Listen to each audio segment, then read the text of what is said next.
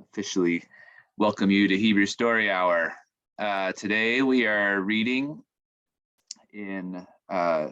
continuing on in Genesis 31. It's a longer chapter. We're going to read starting in verse 19 to the end of the chapter. Actually, maybe the first verse of chapter 32. So we've had several scenes in this epic, the struggle between Rachel and Leah, and then the struggle still in Haran between Jacob and Laban. And we are continuing on throughout the Jacob-Laban story. So this is an interesting showdown. I think it'll raise plenty to talk about with each other. All right. So the Lord bless the reading of his word. Genesis 31, verse 19. Lavan halach ligzoz et sono, vatignov Rachel et haterafim asher la'aviha. Verse 20, Vayignov Yaakov et lev Lavan ha-arami al beli hegid lo ki voreach hu. Verse 21, Vayivrach hu v'chol asher lo vayakom vayaakov et hanahar vayasim et panav har hagilad. Okay, translating just these three verses, 19. Now, when Laban went to shear his sheep, Rachel stole the idols, or the images, the household idols that belonged to her father. And Jacob stole the heart of Laban, the Amorite, on account of not telling him that he was fleeing. But he fled, and everything that belonged to him, and he rose up and he crossed the Euphrates, the river, and he set his face toward the mountain of Gilad. Verse 22. Vayugad Lavan Vayom Hashalishi Ki Varach Yaakov Vayakach et Echav Imo Vayirdof Acharav Derech Shivat Yamim Vayadbek Oto Bahar Hagilad. 24. Vayavo Elohim El Lavan Ha-Arami Bachalom Halayla Vayomer Lo Hishamer Lecha Pen Tedaber Im Yaakov Mitov Ad Ra. Okay, translating in 22. And it was told to Laban on the third day that Jacob had fled, and he took his kinsmen with him, and he pursued after him a journey of 7 days. And he reached him on the mountain of Gilad. And God entered to Laban, the Aramean, and in a dream that night. And he said to him, watch yourself, lest you speak with Jacob anything good or evil. All right, and verse 25. Let's see, hang on one second here. Okay, verse 25. Vayaseg Lavan et Yaakov, Vayaakov taka et ohlo, Bahar v'Lavan taka et Echav, Bahar Hagilad. 26. Vayomer Lavan la Yaakov. Me'asita batignov et livavi. Vatinaheg et banotai. Banotai. Kishvuyot charav. 27. Lama nachbeta livroach batignov oti. Velo higadtali ba'ashalechani ba'ashalecha basimcha uvashirim betoch uvakinor. Verse 28. Velo nitashtani lenashek levanai belivnotai ata hiskalta aso. Okay, stopping there and translating 25. Laban overtook, or he reached to Jacob, and while Jacob had set up his tent on the mountain, or maybe the hill country, Laban had set up his with his kindred or kinsmen on the mountain of Gilad. And Laban said to Jacob, "What have you done? You have stolen my heart, and you've driven away my daughters like captives of the sword. Why have you hidden, or to flee? Why have you fled in secret? And you robbed me. And you did not tell me. I would have sent you away with celebration and song and tambourine and lyre." Verse 28. But you did not allow me or permit me to kiss my sons or my daughters, and now you have acted foolishly. Verse 29. Yesh la'el yadi la'asot imachem ra, velo he avichem emish amar elai le'mor, hishamer lecha midaber im Yaakov mitov ad ra. Verse 30. Va'ata halachta, or halachta, ki nichsapta levet avicha, lama ganavta et Elohai. 31. Vaya'an Yaakov vayomer leLavan, ki yareti, ki amarti pen tigzol et benotecha me'imi. 32. Im asher timtsa et Elohecha lo yichyeh neged achenu haker lacha ma imadi v'kach lach v'lo yada Yaakov ki Rachel genavat tam. Okay, translating 29.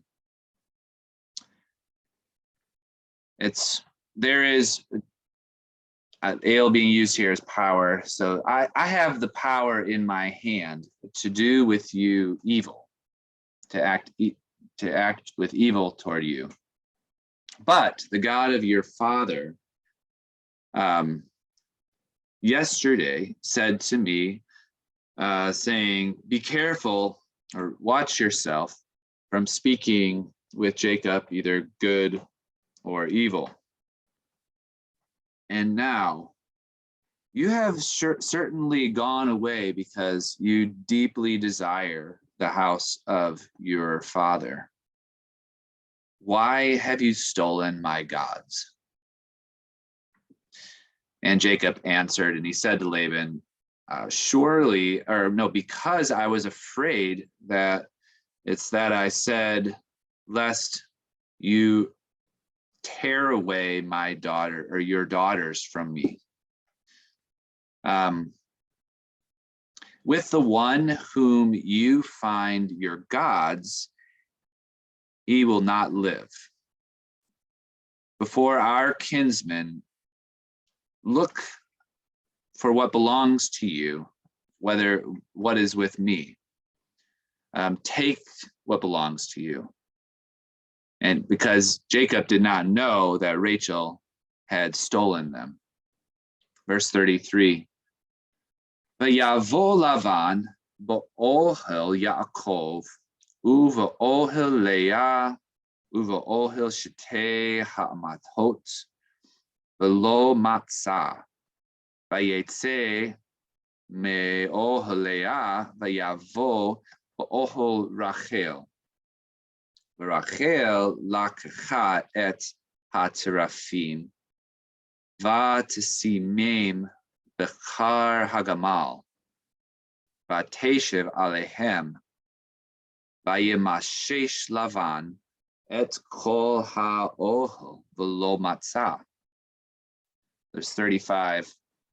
V'tomer el aviha al yichar be'enei Adoni ki lo uchal lakum mipanecha ki derech nashim li vayechapes v'lo matzah et haterafim. Translated 33.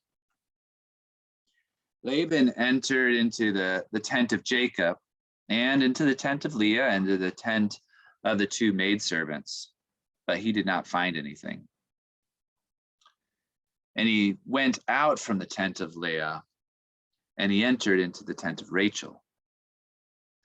But Rachel had taken the images and she put them in the saddle of the camel and she sat upon them. And Laban searched all the tent and he did not find anything. And she said to her father, may the Lord not be angry, for I'm not able to get up from before you, for the way of women is with me. And he searched, but he did not find any. He did not find the images. Verse 36. Vayichar la Yaakov, vayariv b'Lavan, vaya'an Yaakov, vayomer leLavan. Ma pish'i, ma chatati, ki dalakta acharai, ki mishashta et kol kelai. Ma matzata mikol kle vetecha. Sim ko neged achai va'achecha. V'yochichu bein shenenu. 38. Ze esrim shana anochi imach. Rechelecha ve'izecha lo shekelu. Ve'ele tzonecha lo achalti.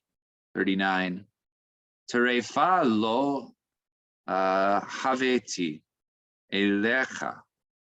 Anochi echatena miyadi tivakshena. Ginuvti yom u ginuvti laila. Verse 40. Hayiti vayom achalani chorev vakerach balayla vatidad shanati me'enai. 41. Zeli esrim shana bevetecha avadticha arba esre shana bishte venotecha bishesh shanim bitzonecha vatechalef et maskur ti eseret monim. 42. Lulei Elohei Avi, Elohei Avraham, Ufachad Yitzchak, Hayali, Ki ata rekam, Shilachtani, Et onyi, Et Yigya Kapai, Ra'a Elohim, Veyochak Ames. Stopping there, going all the way back to 36. Now Jacob was angry, and he disputed with Laban. And Jacob answered, and he said to Laban, "What is my transgression? What is my sin that you have hotly pursued after me? For you have searched all of my vessels. What have you found from everything of my vessels of my house? Put them before my kindred and before your kindred, and let them arbitrate between the two of us. These 10 years I have been these 20 years I have been with you, and your ewes and your goats, they have not miscarried. And the rams of your flock I haven't eaten, and a torn animal I have not brought to you. I myself would bear their loss, and from my hand you would require it, as stolen by day or as stolen by night.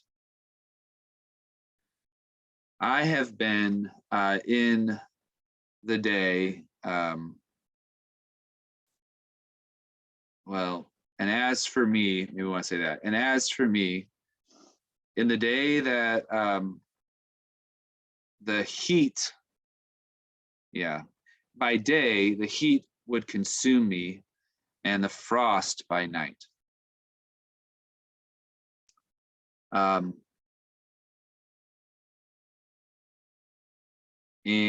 what's this? Nedad.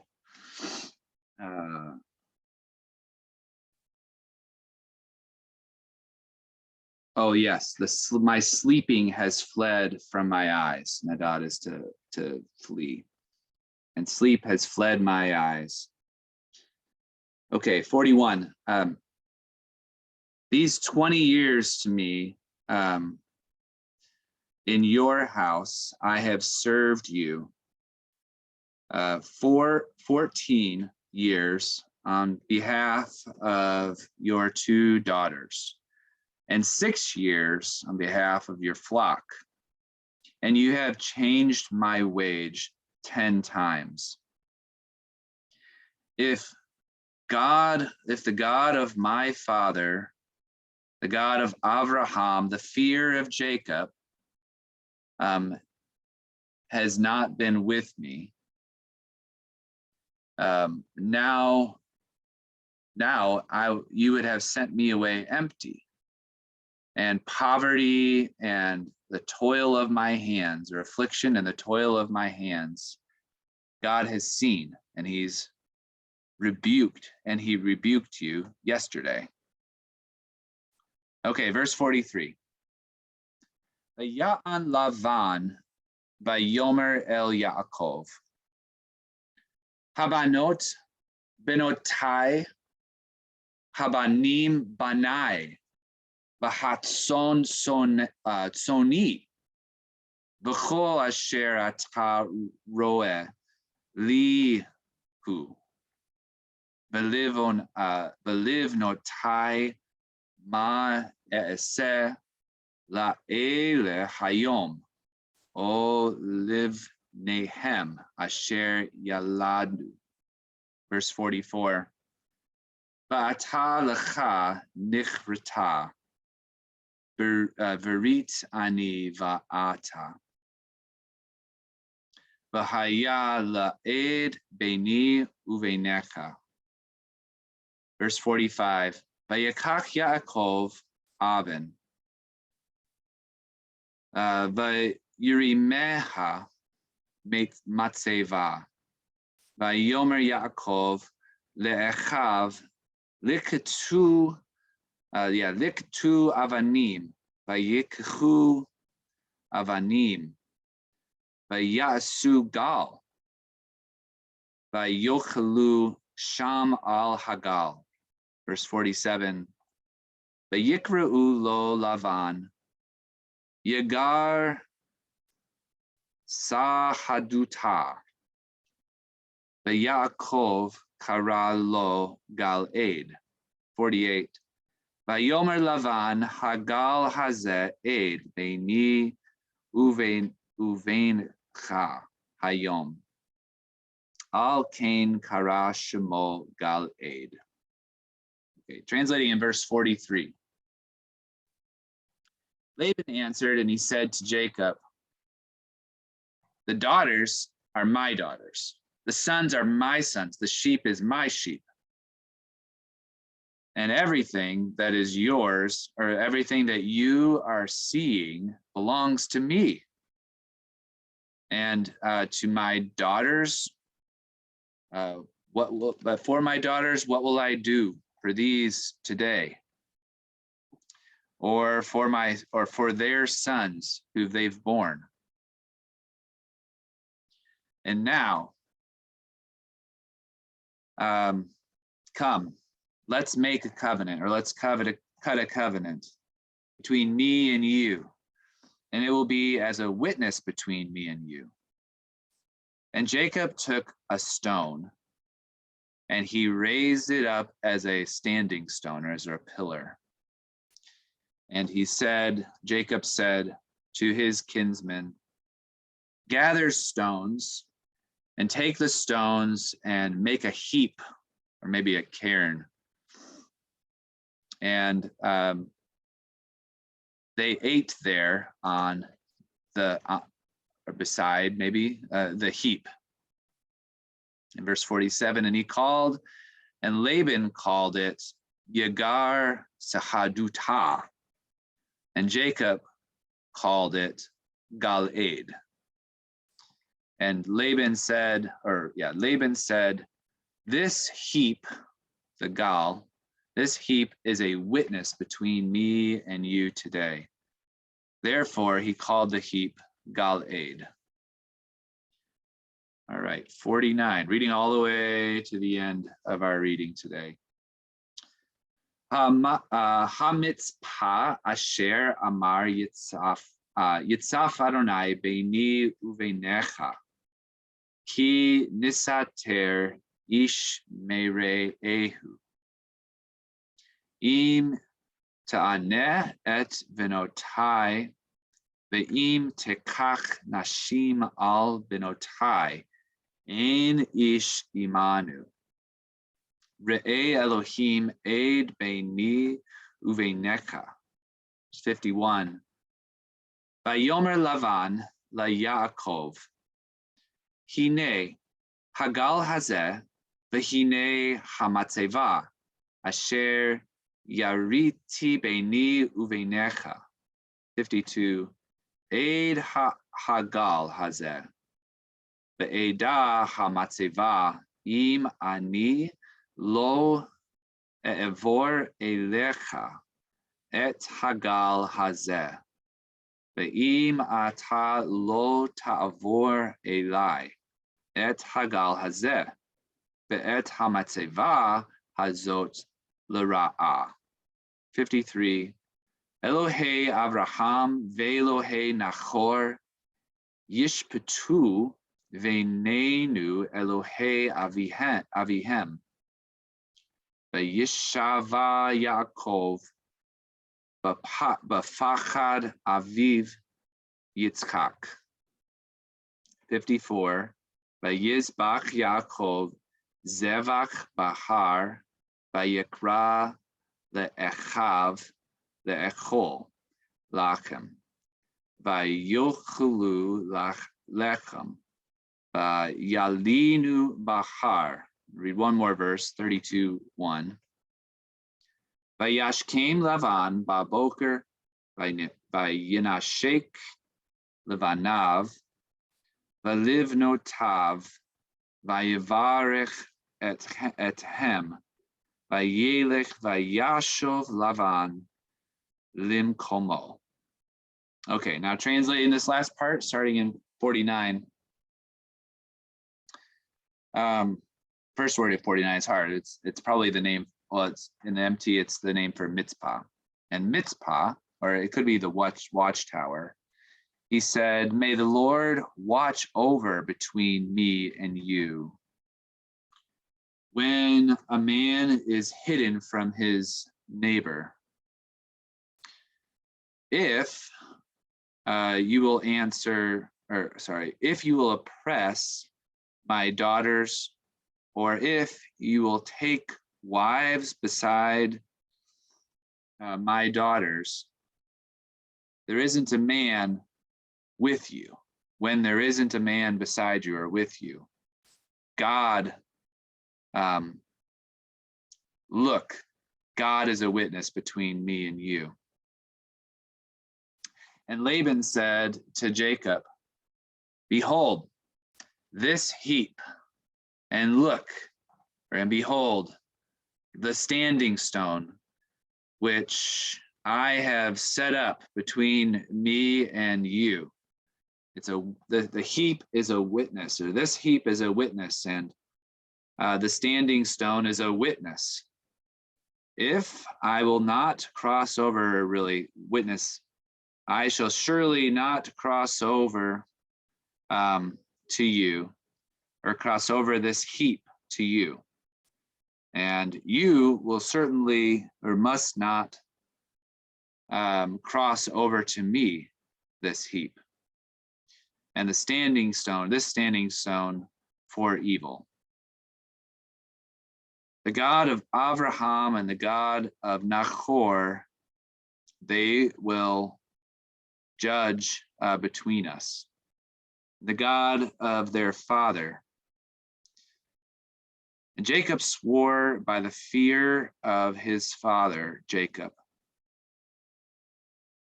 And Jacob sacrificed a sacrifice on the mountain, and he called to his kinsmen to eat food, and they ate food, and they stayed there on the mountain. And Laban got up early in the morning, and he kissed his sons and his daughters, and he blessed them, and he went and he returned Laban to his place. The end of the Laban story. Okay, so plenty there to talk about or to ask questions about. Again, it's kind of a continuation. It's a covenant story. What questions or observations do you have?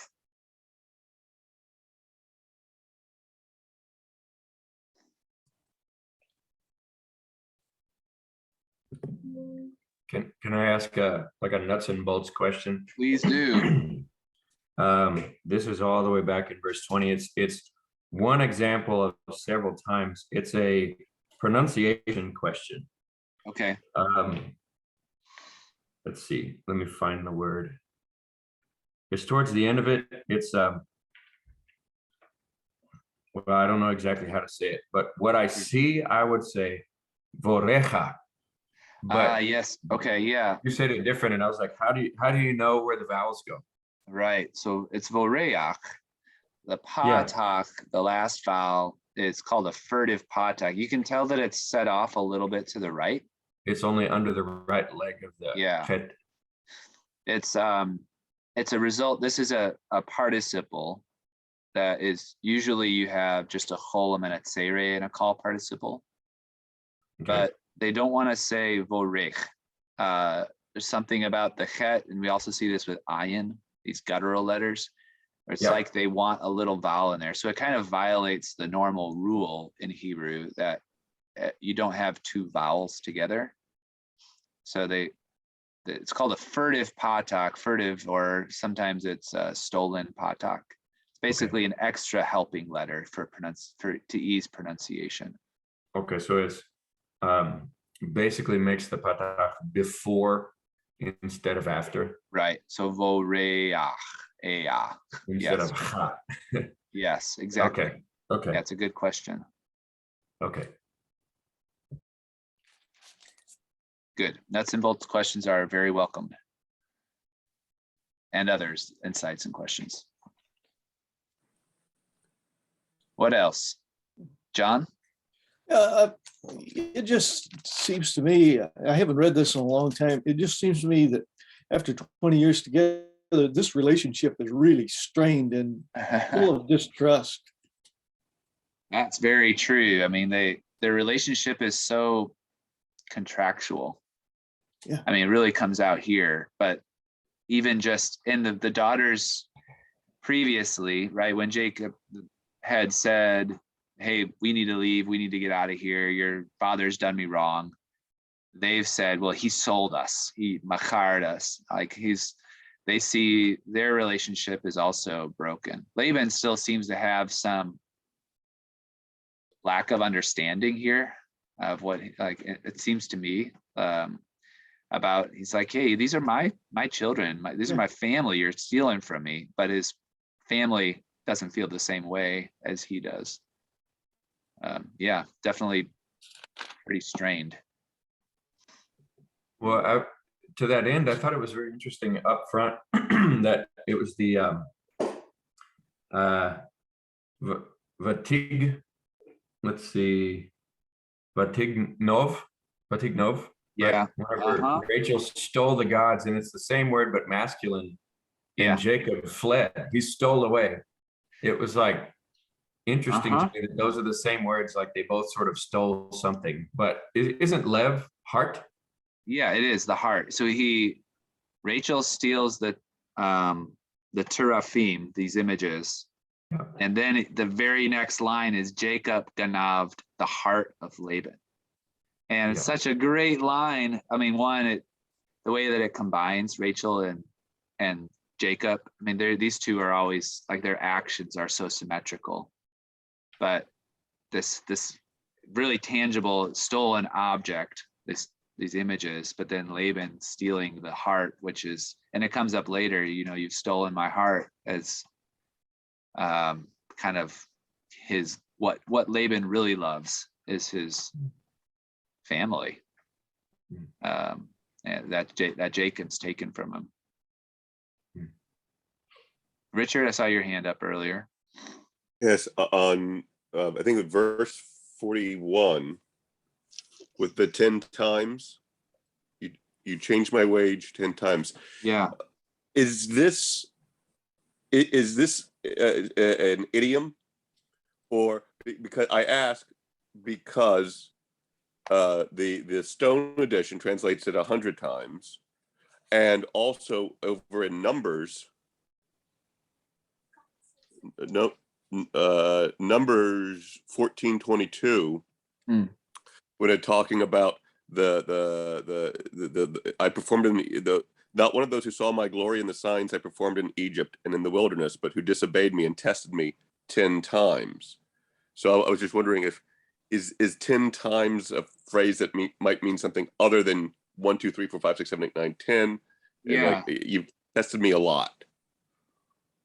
Yeah, I could see it being a kind of a schematic number, idiomatic in that way. I don't know where you'd get 100 times from, and he said this earlier last week when we saw this. Jacob was telling Rachel and Leah, look, your father has changed my wage 10 times, which I raised the question then whether he's being truthful or not. We have to evaluate this, but it seems to be like here he's telling Laban, so Laban doesn't argue with him on this matter.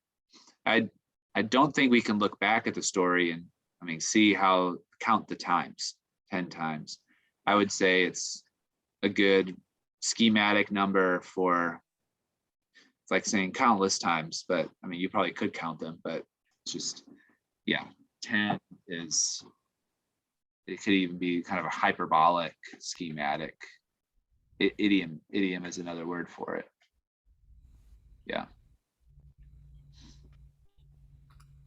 Thank you. And I mean, that also helps me with the understanding of numbers. So thank you.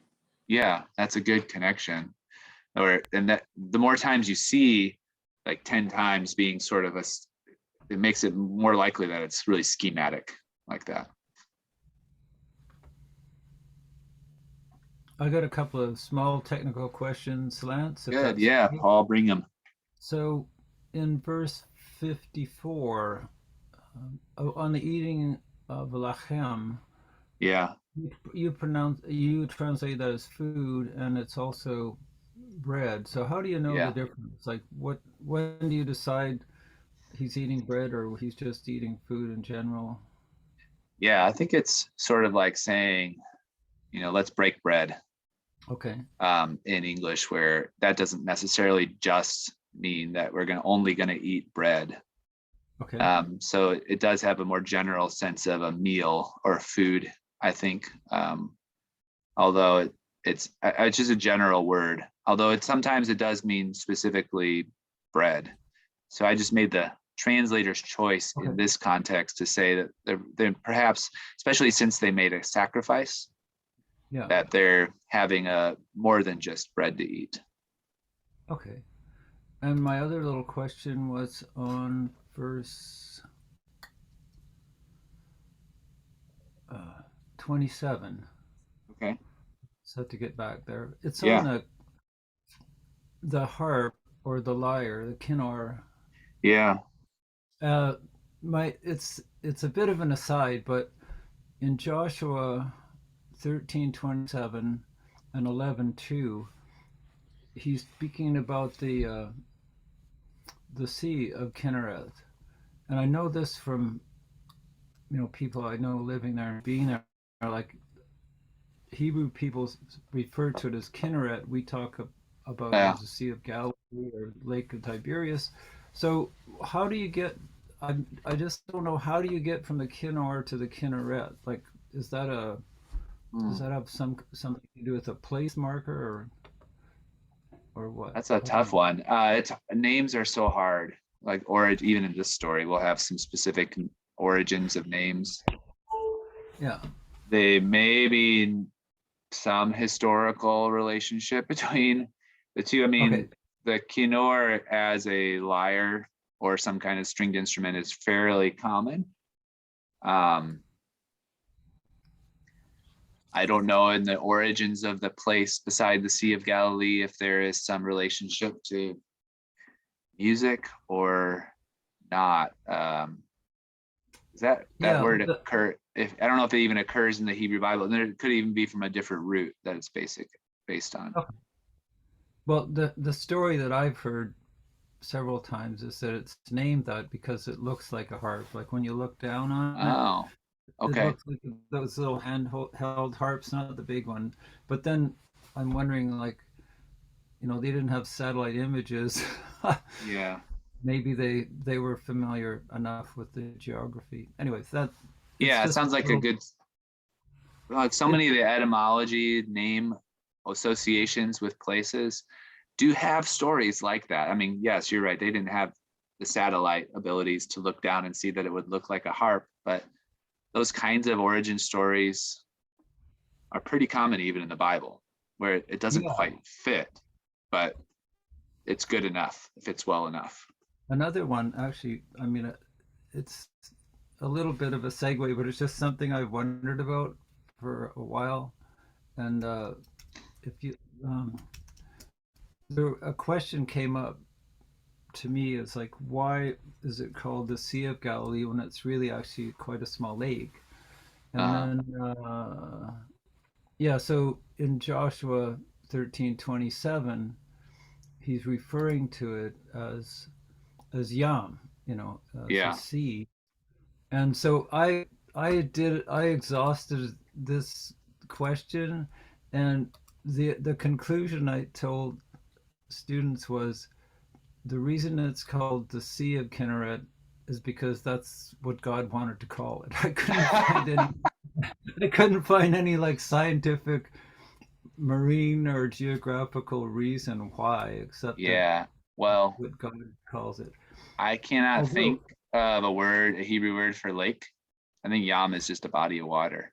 okay, well that's a clue. That's a good clue then. And Yeah. maybe you remember in Solomon's temple, the sea, those massive. It went way beyond what was at the tabernacle in terms of those Yeah. huge vessels. Yeah. The basin. Right. Okay, thanks a lot. That Sure. actually helps. Yeah. That's a really good Okay. observation. Thanks. Good. Other This questions? Yeah. may chase another rabbit. But my question has to do with verse 20. Laban the Aramean, or depending, maybe some of them say Syrian, but my curiosity comes from Deuteronomy 26. Whenever you're supposed to make this response to God, a wandering Aramean was my Right. father. Yeah. And I started looking for it, and I was like, I guess Padan Aram, I think, is kind of the place that would be the Arameans, right? But I couldn't find a reference to like Abraham or who is the Aramean other than Laban. And I thought, well, that doesn't seem to fit. Yeah, Aramean is a pretty generic word, but it then becomes associated with those up around in the north. But of course, Abraham came from that family. You even have Abraham and Nahor mentioned here. Sometimes it's called Haran or something. So Abraham and Laban are related, so they're all kind of Arameans. But then it does take on a particular association with Laban's family, sort of this northern people group. Okay. I guess that could apply very much to Jacob then, because he did live there. Sure, yeah. And he did also then go down to Egypt. Yeah. I mean, Jake, right? So they kind of, even Abraham leaves there, but he is on tour through Aram. I mean, Aram is also later is used for, this is where we get Aramaic for Syria, or the northern country that's north of Israel. And this is prior to that, this is set back in the time prior to that. But one of the interesting things along those lines is when they name the place. Let's see if I can, it's in verse 47, where they both give names for the place where they're making this covenant. And Laban calls it Yagar Sahadutah, which is an Aramaic name. So it's like they're giving Laban in the story an Aramaic language. So this does relate perhaps to the way they might have thought of the Arameans, the people of Aram.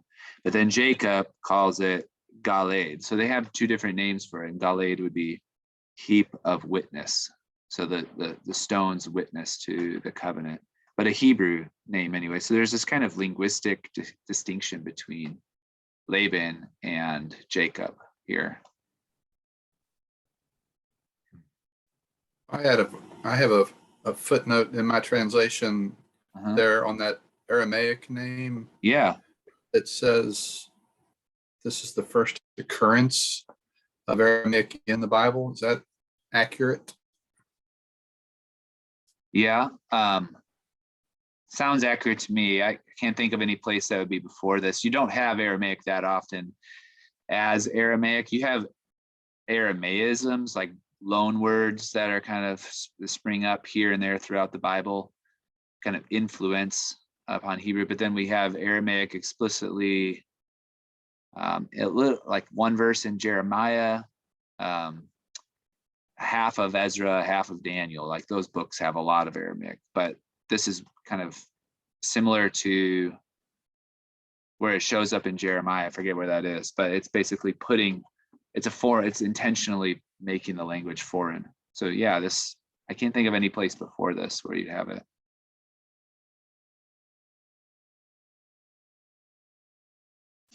There's a couple of, as I was reading through it, maybe this is beside the point, but they both are naming the place, and Jacob stands up the stone, the matzevah, the pillar first, but then we have Laban saying, I've set up this stone. And so it's like they're both kind of doing this. And then also what a gall is, a heap. It's maybe a cairn. There seem to be kind of two markers, one stone that stood up. And of course, stones have been really significant throughout the Jacob stories. So it's one of these kind of ties for that, the stones showing up, whether he's removing the stone so that Rachel's sheep can drink, or of course at Bethel, standing the stone up there. But you have both it's like the stone is, and the heap, this is verse 52, they are both witnesses. And then they also serve as boundary markers. So that like, this land is your land, this land is my land, right? And not that they're one and the same, right? The north and the south, these stones mark the border, and evidently associated with the place of Gilead, or Mount Gilead, which is north, it's toward the north and on the east side of the Jordan River. So toward the north side of what would become Israel. Not totally far. Actually, I have, before we started, I pulled up a map, and I can share this with you really quickly, just so you can get it. Now it's pretty small. Maybe I can click on it. Now it's really blurry and not a great picture. That's clear, but still not super. But anyway, Mount Gilead would be like right in here. Mount Hermon, which is, and Dan, and like the really northern border of Israel is right in here. But we're talking about perhaps, I mean, these patriarchal stories, it's hard to know, but seemingly like a mountain right here, because he's about to cross the Jordan, but he hasn't crossed the Jordan yet.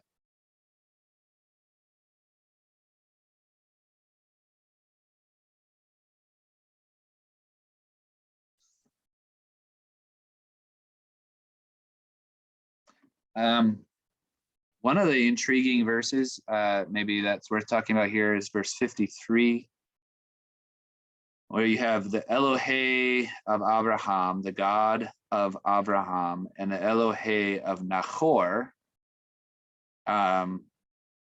Just on its surface, you could say that, I mean, there's one God, and he's the God of Abraham and of Nahor. They're from the same family. But then the verb itself is yishpatu, which is plural. So in the Hebrew Bible, the Masoretic text that we have anyway, it seems like the God of Abraham and the God of Nahor, they will judge between us. So calling upon the gods to judge. The Septuagint and the Samaritan Pentateuch, so two other versions have the singular. So perhaps, you have a text critical issue here of which one changed the other. Is it more likely that it had the plural, talking about multiple deities, or that it had the singular and then the switch was to the plural to make sense of the God? I mean, Nahor might have multiple deities, but whatever we're talking about, these gods or this God is the enforcer of this covenant. It's all about, I'm not going to see what you're doing once with my daughters after you've crossed the Jordan. I'm not going to be there, but God's seeing. Even if Laban is, let's see, lost my place.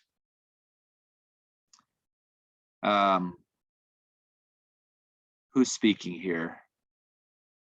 Laban, all the way back in 51. So this is all Laban speaking. So even if Laban is saying the gods will judge, it's probably important that Jacob in verse 54, he makes a sacrifice on that mountain, and he called to his kinsmen to eat.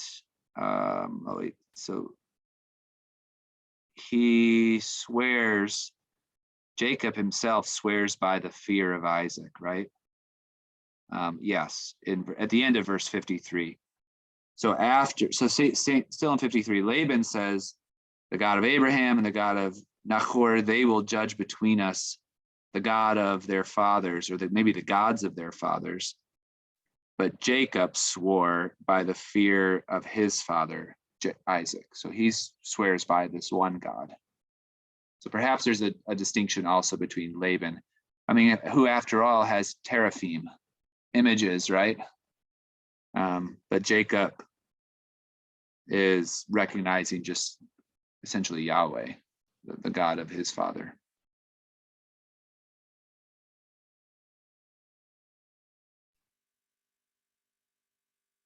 That's really interesting in light of in Joshua, where we have the indication of Abraham's families having served other gods, and Abraham having been the unique one.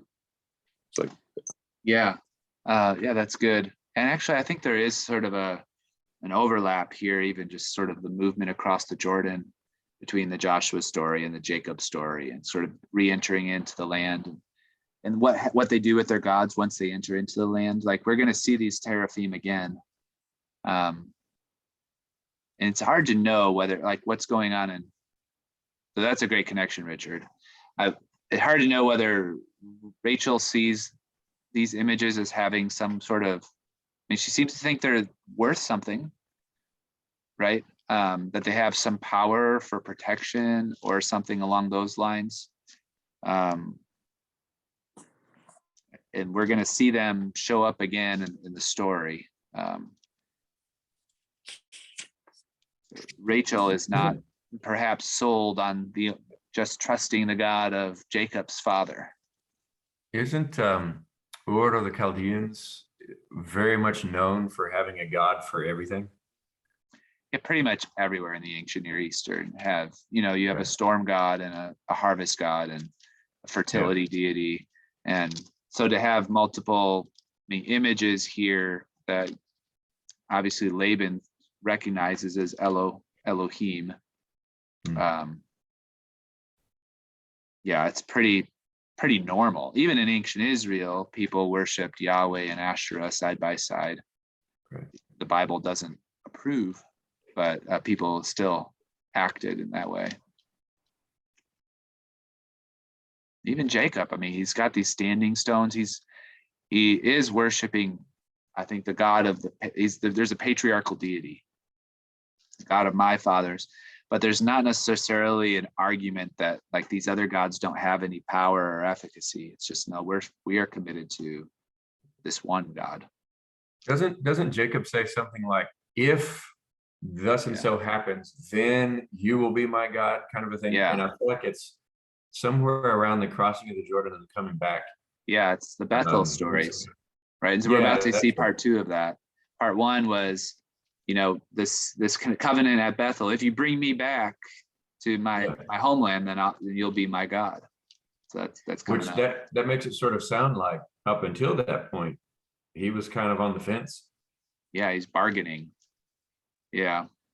Although here he is recognizing that God. So even while he's away, he sees, his prosperity and how everybody sort of recognizes the God of Jacob as the one that's brought bounty to the house of Laban. Yeah. Richard? In the Bethel story, I think you were troubled by the standing stones there. I think it might have been because of the anointing of that. Yeah. Is this the same standing stone, or maybe it's the same word and we just don't see the same action, and so it's not as troubling? Yeah, it is the same word. It's a matzeva, a standing stone. At Bethel, you're right, you have this anointing and you call it the house of God. That ale somehow resides within the stone, which Deuteronomy would have big problems with. Here, it is a little bit more like the Joshua stones that they set up in Gilgal after they take from the Jordan, and they set up and they sort of covenant and they renew, and they're more like memorial stones, seems like. Although I will say that there may be something to the stones witnessing, like the gods witness, and the stones are associated here with the gods. So we shouldn't just think of them as simply like historical markers or something. There may be something along the same lines that we see at Bethel, although you don't have an anointing of the stone. And you also have this other thing, the gall, the heap, which it's strange to me here that you have two things, almost like the text is wrestling with whether they should have a standing stone or not, that particular word. So it's not quite as obvious what the matzeva is, but it is associated with witnessing the covenant.